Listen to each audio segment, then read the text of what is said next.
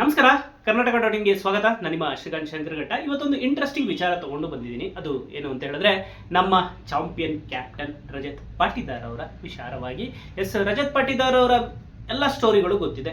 ಅವರು ಹೇಗೆ RCBಯಲ್ಲಿ ಇದ್ದರು, RCBಗೆ 20 ಲಕ್ಷಕ್ಕೆ ಮೊದಲು ಖರೀದಿಯಾಗಿರ್ತಾರೆ, ಆದರೆ ಜಾಸ್ತಿ ಚಾನ್ಸ್ ಸಿಗಲ್ಲ. ನೆಕ್ಸ್ಟ್ ಆಕ್ಷನ್ನಲ್ಲಿ ಅನ್ಸೋಲ್ಡ್ ಆಗ್ತಾರೆ. ಆಮೇಲೆ ನವನೀತ್ ಸಿಸೋಡಿಯಾ ಅವರ ಗಾಯದ ಸಮಸ್ಯೆಯಿಂದ ಹೊರಗೆ ಹೋದ್ಮೇಲೆ ಅವರ ಏನು ರಿಪ್ಲೇಸ್ಮೆಂಟ್ ಆಗಿ RCB ತಂಡವನ್ನು ಸೇರ್ಕೋತಾರೆ, ಸೆಂಚುರಿ ಹೊಡಿತಾರೆ. ಆದರೆ ನೆಕ್ಸ್ಟ್ ಸೀಸನ್ನಲ್ಲಿ ಗಾಯದ ಸಮಸ್ಯೆಯಿಂದ ಇಡೀ ಟೂರ್ನಿಯಿಂದ ಹೊರಗಿರ್ತಾರೆ. ಆದರೆ ನೆಕ್ಸ್ಟ್ ಮತ್ತೆ ಕಮ್ಬ್ಯಾಕ್ ಮಾಡಿ RCB ತಂಡದ ಕ್ಯಾಪ್ಟನ್ ಆದ ಮೊದಲ ಅವಧಿಯಲ್ಲೇ RCB ತಂಡವನ್ನು 18 ವರ್ಷಗಳ ನಂತರ ಚಾಂಪಿಯನ್ ಆಗಿಸ್ತಾರೆ. ಈಗ ಮತ್ತೆ ಬ್ಯಾಕ್ ಟು ಬ್ಯಾಕ್ ಚಾಂಪಿಯನ್ಶಿಪ್ಪನ್ನು ಗಳಿಸಿದ್ದಾರೆ. ಒಂದು ರೀತಿಯಲ್ಲಿ RCBಯ captain, lucky captain, champion captain ಅನ್ನೋ ಹೆಸರನ್ನು ಈಗಾಗಲೇ ರಜತ್ ಪಾಟಿದಾರ್ ಅವರು ಪಡ್ಕೊಂಡಿದ್ದಾರೆ.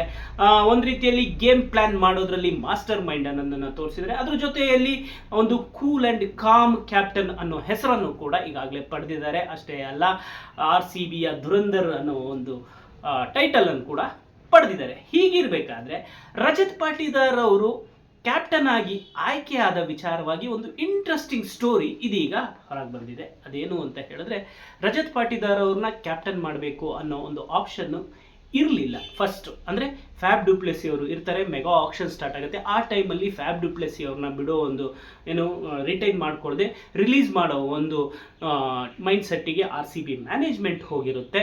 ಇನ್ನು ರಿಟೈನ್ ಮಾಡ್ಕೊಳ್ಳೋ ವಿಚಾರದಲ್ಲಿ ವಿರಾಟ್ ಕೊಹ್ಲಿ ಇರ್ತಾರೆ, ಈ ಕಡೆ ರಜತ್ ಪಾಟಿದಾರ್ ಕೂಡ ಇರ್ತಾರೆ. ಆದರೆ ರಜತ್ ಪಾಟಿದಾರ್ ಅವ್ರನ್ನ ಕ್ಯಾಪ್ಟನ್ ಮಾಡಬೇಕಾ ಬೇಡ ಅನ್ನೋ ಒಂದು ವಿಚಾರದಲ್ಲಿ ಒಂದಿಷ್ಟು ಚರ್ಚೆಗಳು ನಡೀತಾ ಇರುತ್ತೆ.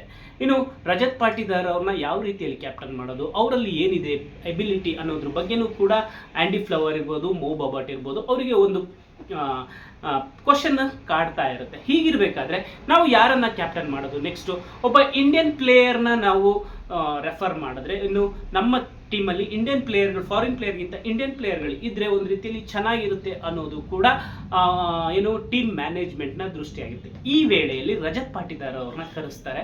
ರಜತ್ ಪಾಟಿದಾರ್ ಅವ್ರನ್ನ ಕರೆಸಿ ಮೋ ಬಾಬಾಟ್ ಮತ್ತು ಆ್ಯಂಡಿ ಫ್ಲವರ್ ಅವರು ರಜತ್ ಪಾಟಿದಾರ್ ಅವ್ರಿಗೆ ಒಂದು ಕ್ವಶನನ್ನು ಕೇಳ್ತಾರೆ. ನಾವು ನಿಮ್ಮಲ್ಲಿ ಒಂದು ಲೀಡರ್ಶಿಪ್ ಕ್ವಾಲಿಟಿಯನ್ನು ಎದುರು ನೋಡ್ತಾ ಇದ್ದೀವಿ, ಹಾಗಾಗಿ ನೀವು ಒಂದು ವೇಳೆ ಲೀಡರ್ಶಿಪ್ ಕ್ವಾಲಿಟಿನ ಎದುರು ನೋಡ್ತಾ ಇರೋದ್ರಿಂದ ನಿಮಗೆ ಲೀಡರ್ಶಿಪ್ ಸಿಕ್ಕಿದ್ರೆ ಯಾವ ರೀತಿ ನೀವು ತಂಡವನ್ನು ಸುಧಾರಣೆ ಮಾಡ್ತೀರಾ, ಯಾವ ರೀತಿ ನೀವು ಟೀಮಲ್ಲಿ ಏನೇನು ಬದಲಾವಣೆ ಮಾಡೋದಕ್ಕೆ ಬಯಸ್ತೀರಾ ಅನ್ನೋ ಒಂದು ವಿಚಾರವನ್ನು ಪ್ರಸ್ತಾಪ ಮಾಡ್ತಾರಂತೆ ಪಾಟಿದಾರ್ ಎದುರುಗಡೆ.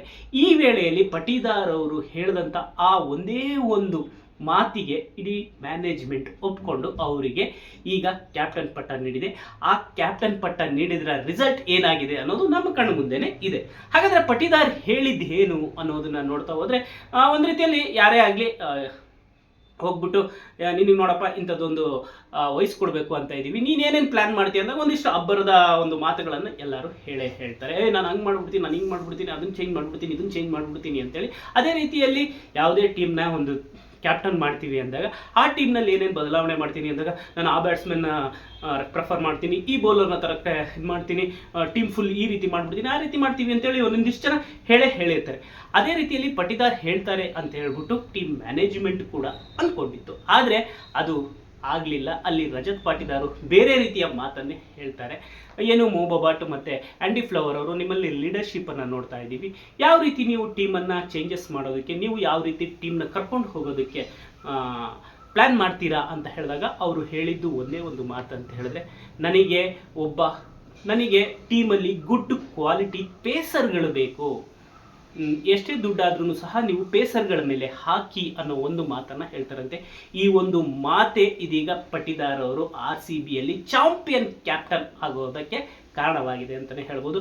ಯಾವಾಗ ಪಾಟಿದಾರ್ ಅವರು ನನಗೆ ಒಂದು ಗುಡ್ ಪೇಸರ್ ಅಟ್ಯಾಕ್ ಬೇಕು ಅಂತ ಹೇಳ್ತಾರೋ ಆವಾಗ ಇಡೀ ಮ್ಯಾನೇಜ್ಮೆಂಟು ಅದ್ರ ಬಗ್ಗೆ ಯೋಚನೆ ಮಾಡುತ್ತೆ. ಹೌದು ಅಲ್ವಾ, ನಾವು ಇದ್ರ ಮೇಲೆ ಯಾಕೆ ಫೋಕಸ್ ಮಾಡ್ತಾ ಇಲ್ಲ ಅಂತ ಹೇಳ್ಬಿಟ್ಟು. ಎಲ್ಲರಿಗೂ ಗೊತ್ತೇ ಇದೆ, RCB 17 ವರ್ಷ ಏನು ಎಡವುಕೊಂಡು ಬಂದಿದ್ದಿದೆ ಬೌಲಿಂಗ್ ವಿಚಾರದಲ್ಲಿ. ಬ್ಯಾಟಿಂಗನ್ನೇ ನಂಬಿಕೊಂಡು ಇಡೀ 17 ಸೀಸನ್ ಆಡ್ಕೊಂಡ್ಬಂದಿತ್ತು. ಬೌಲಿಂಗ್ನಲ್ಲಿ ಎಲ್ಲೋ ಒಂದು ಕಡೆ ಎಡವುತ್ತಾ ಇತ್ತು, ಎಲ್ಲೋ ಒಬ್ಬರು ಟಾಪ್ ಕ್ಲಾಸ್ ಬೌಲರ್ ಇರ್ತಾಯಿದ್ರು, ಆದರೆ ಇಡೀ ಬೌಲಿಂಗ್ ಅಟ್ಯಾಕ್ ಏನಿತ್ತು ಅದು ಫುಲ್ಲು ಕಂಟ್ರೋಲಲ್ಲಿ ಇರಲಿಲ್ಲ. ಆ ಕಾರಣಕ್ಕಾಗಿಯೇ 17 ವರ್ಷದಿಂದ ಟೀಮು ಕಪ್ ಗೆಲ್ಲೋದ್ರಲ್ಲಿ ಎಡುತ್ತಾ ಇತ್ತು.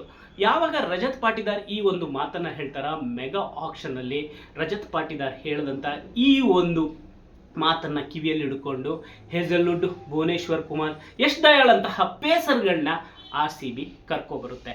ಹಾಗಾಗಿನೇ RCB ಇದೀಗ ಬ್ಯಾಕ್ ಟು ಬ್ಯಾಕ್ ಚಾಂಪಿಯನ್ ಪಟ್ಟವನ್ನು ಅಲಂಕರಿಸೋದಕ್ಕೆ ಸಾಧ್ಯ ಆಗಿದ್ದು, ಈ ಒಂದು ಮಾತಿನಿಂದನೇ ಇದೀಗ ರಜತ್ ಪಾಟಿದಾರ್ ಅವರು RCBಯ ಚಾಂಪಿಯನ್ ಕ್ಯಾಪ್ಟನ್ ಆಗೋದಕ್ಕೆ ಕಾರಣ ಅನ್ನೋ ಒಂದು ಸುದ್ದಿ ಇದೀಗ ಫುಲ್ ಹರಿದಾಡ್ತಾ ಇದೆ.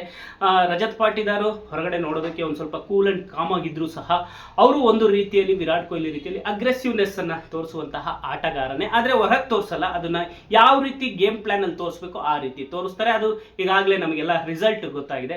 ಸದ್ಯಕ್ಕೆ ರಜತ್ ಪಾಟಿದಾರ್ ಅವರು ಕ್ಯಾಪ್ಟನ್ ಆಗೋ ವಿಚಾರದಲ್ಲಿ ಅವರು ಆಡಿದಂಥ ಈ ಒಂದು ಮಾತೆ ಇದೀಗ ಅವರನ್ನ ಒಬ್ಬ ಚಾಂಪಿಯನ್ ಆಗಿ ಮಾಡೋದಕ್ಕೆ ಸಾಧ್ಯ ಆಯಿತು ಅನ್ನೋ ಮಾತು ಸದ್ಯ ಓಡಾಡ್ತಾ ಇದೆ. ಹಾಗಾದ್ರೆ ನಿಮ್ಮ ಪ್ರಕಾರ RCBಯ ಕ್ಯಾಪ್ಟನ್ ರಜತ್ ಪಾಟಿದಾರ್ ಅವರ ಕ್ಯಾಪ್ಟನ್ಸಿ ವಿಚಾರದಲ್ಲಿ ನಿಮ್ಮ ಅನಿಸಿಕೆ, ಅಭಿಪ್ರಾಯ ಏನು? ಬ್ಯಾಕ್ ಟು ಬ್ಯಾಕ್ ಕಪ್ ಗೆಲ್ಲಿಸಿಕೊಡೋದ್ರಲ್ಲಿ ರಜತ್ ಪಾಟಿದಾರ್ ಅವರು ತೆಗೆದುಕೊಂಡ ಆ ಒಂದು ತೀರ್ಮಾನದ ಬಗ್ಗೆ ನಿಮ್ಮ ಅನಿಸಿಕೆ, ಅಭಿಪ್ರಾಯ ಏನಾಗಿರುತ್ತೆ? ಕಮೆಂಟ್ ಮಾಡಿ ತಿಳಿಸಿ.